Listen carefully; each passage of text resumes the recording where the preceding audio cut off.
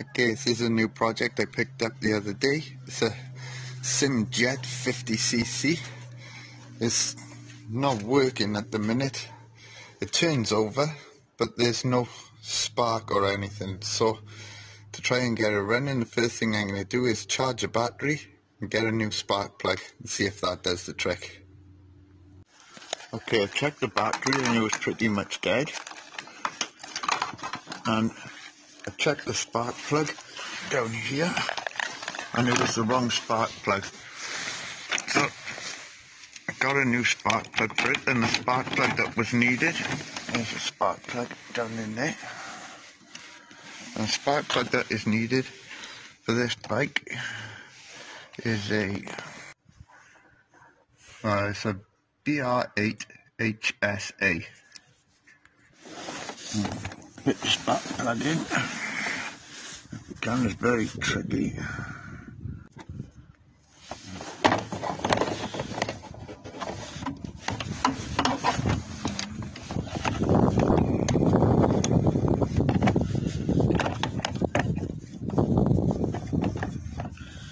I'm just doing up the spark plug. I'll be tight enough. Then we'll reinstall the battery once it's fully charged, and then give it a go and see what works. All plastic, and seat has been removed. New spark plug installed and battery charged. It has compression, has spark, but after stripping down the carburetor and seeing that it seems to be fine, I don't think that it's getting any fuel, so that would be the next stage. As you can see, we moved the bike into the conservatory. A little bit drier, a little bit better to work on. Took all the cowling off and everything, and had a little inspection. The vacuum valve for the fuel line was all connected up wrong. So the line going down to the tank, the vacuum line, and up to the carburetor were all connected wrong. They are now connected in the right place. Cranked the engine over, still wouldn't fire. After further inspection on the cylinder, find the manifold here only had one bolt at the back. The other three, here, here and here, were missing. I'll have to get 3 new bolts to fit in there to create the seal, to create the vacuum. Then hopefully it'll fire up. Let's wait and see. Okay, it's another day. I found 4 bolts and I fitted them there, there, there and there. The back 2, as you can see there, are M632s and the front 2 are M622s on the cylinder inlet, which connects the carburetor to the cylinder. I'm hoping that that's fixed the vacuum leak, and the vacuum pump is all connected up properly now. So I'm going to give it a few kicks. I don't think it's going to start, but I just want to see that fuel is coming into the filter here. Give it a try and see what happens. Give it a try. And try the kickstart and keep an eye on the filter.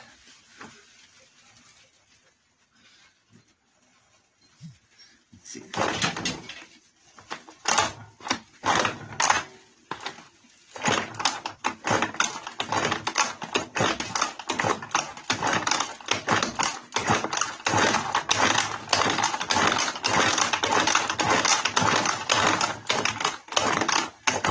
We have fuel. Vacuum leak seems to be fixed.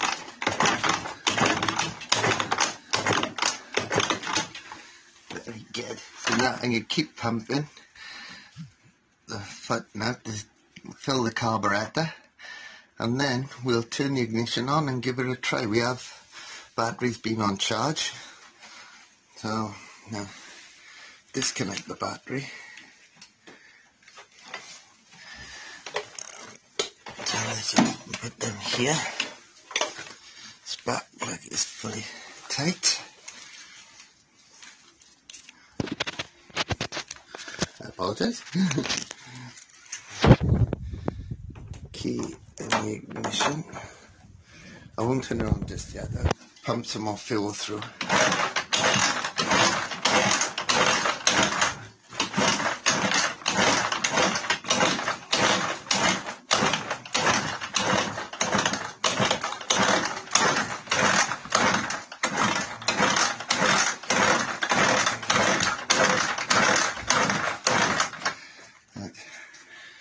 Turn the ignition on now. And I'm going to try it, but I'm going to try it with the electric start. And I'm hoping that it's going to work. I'll pull the brake in. Give it some revs.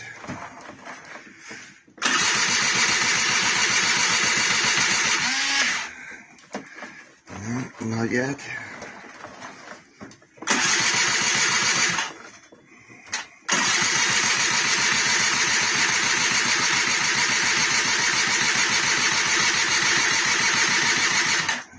Maybe I need some more fuel to the carburetor.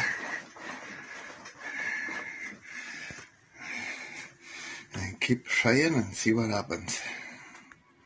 Okay, as you can see, we got a bit of light today. Nice change. And I came out earlier, and after thinking about it and having a discussion with my wife, we decided we need to have a look at the cylinder and the piston. So I've removed the cylinder head and cylinder barrel and the piston head. I'm sorry I didn't record this, but it was way too dark earlier. In order to get the cylinder off, I had to undo the exhaust from under here, as you can see. Take them 2 bolts out. Take the 4 bolts out of the cylinder head, and to remove the exhaust, apart from the front 2 on the manifold, you have to undo the bolt here, and there's one here going through the pivot. So, then you can remove it.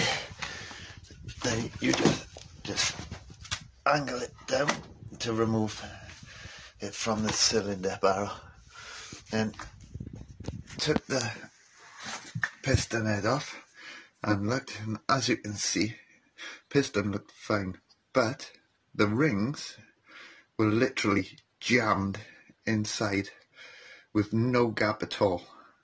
So I freed the rings up and they can move freely, compress and come back out.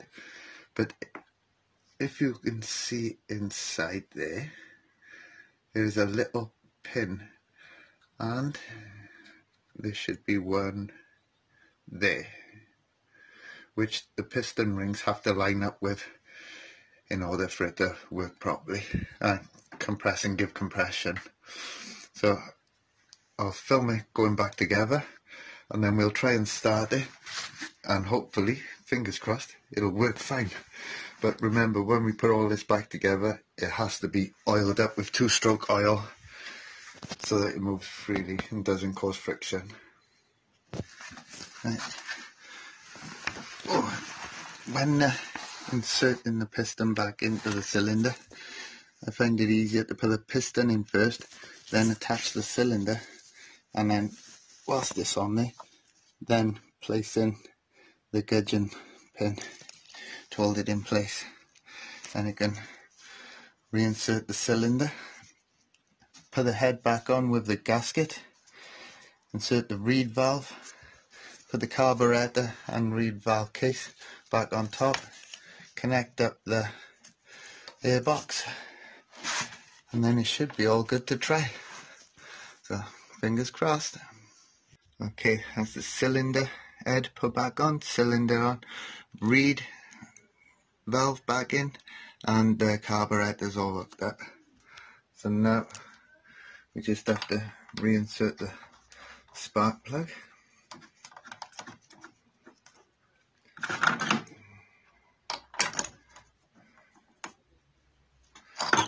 Turn. And connect up the HT lead back to it. Okay, fuel line up out to the right into the fuel vacuum pump. Now we just have to reconnect the exhaust and we should be good to go.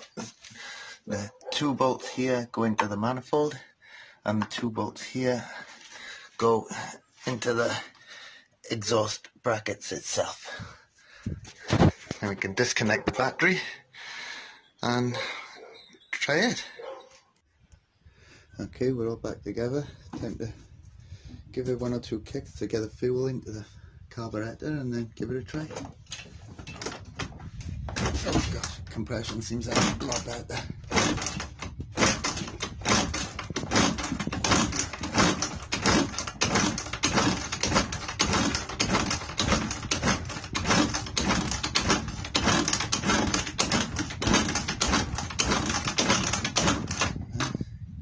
Give it a try. Oh, no battery. A bad connection on the battery.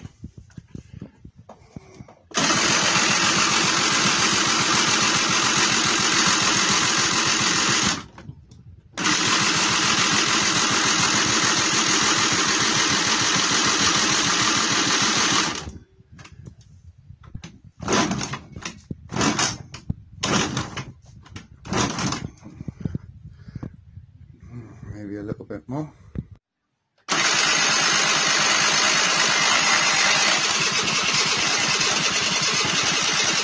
on, it's gonna go.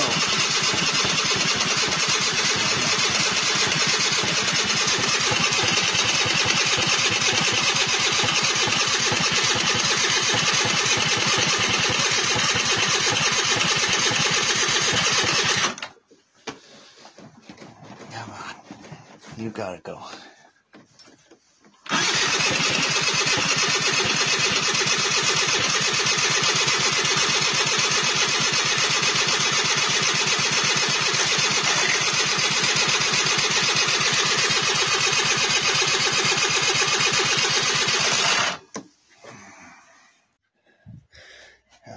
Try altering the mixture a bit and see if that works. After the mixture.